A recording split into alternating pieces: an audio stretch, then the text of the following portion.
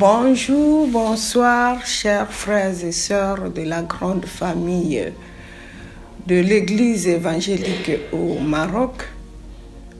Moi, c'est pasteur Antoinette de la paroisse d'Agadir. Je suis là pour le cadre de 5 minutes avec Jésus.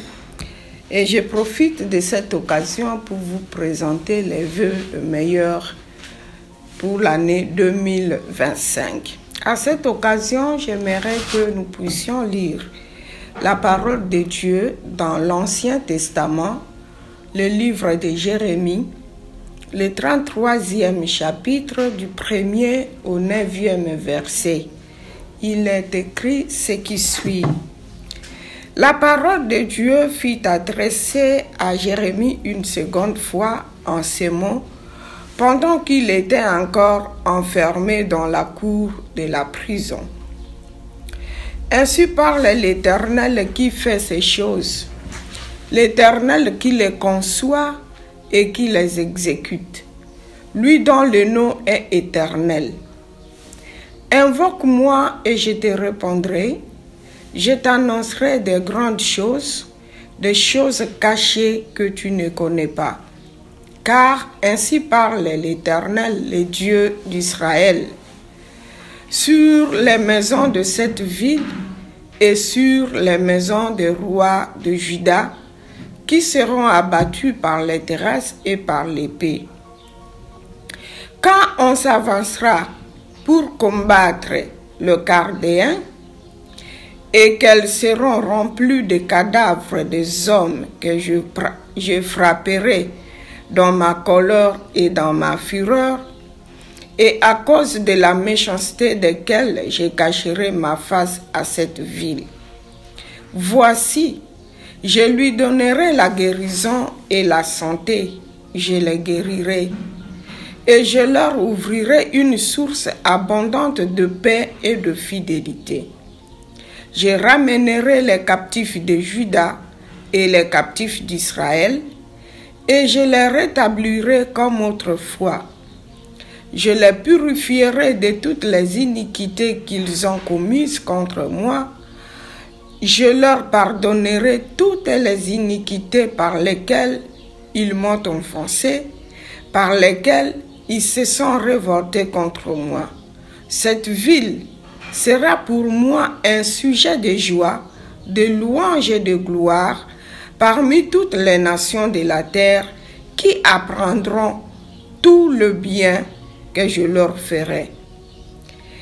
Elles seront étonnées et émues de tout le bonheur et de toute la prospérité que je leur accorderai.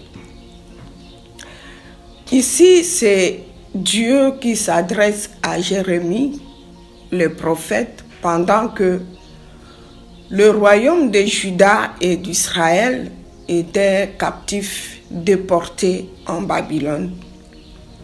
Pour la première fois, Dieu accorda sa parole à Jérémie qui a intercédé en faveur des enfants d'Israël. Mais Dieu lui a dit, écoute-moi, dis aux enfants d'Israël, ils ont 70 ans de déportation parce qu'ils se sont révoltés contre moi.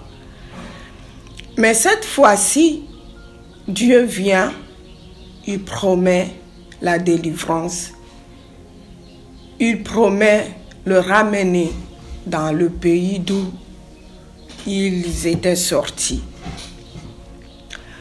Ce que je voudrais que nous puissions partager ici, c'est que j'ai vu avant Noël et pendant toutes ces festivités, on s'était présenté des vœux de bonheur, de prospérité, de santé, tous les vœux que l'on pouvait souhaiter à nos chers bien-aimés. Et maintenant, c'est le tour de Dieu. Il vient. Pour lui, ce n'est pas seulement que les souhaits. Il ne s'arrête pas aux souhaits. Au verset 2, on dit, il conçoit et exécute. Donc Dieu vient, il nous promet tout le bonheur que nous nous sommes souhaités pour cette année 2025. Il dit, lui, il conçoit, il planifie et exécute. Nous, ce n'était que des souhaits. On souhaiterait faire cela, mais nous étions incapables de donner tout le bonheur à tous ceux-là que nous avons souhaité les vœux. Mais Dieu, lui, il conçoit, il planifie et il va certainement les exécuter. Alors, c'est à nous maintenant d'être prêts à recevoir le bonheur que Dieu prépare pour chacun de nous. Soyons donc attentifs. Évitons toute distraction. Suivons les directives du Saint-Esprit. Et c'est comme ça que Dieu va exécuter ce qu'il nous promet, à chaque chose à son temps. Bien-aimés, nous avons cette difficulté d'enfermer Dieu dans nos formules. C'est comme fut le cas de Naaman, qui était venu chercher la guérison auprès d'Élisée.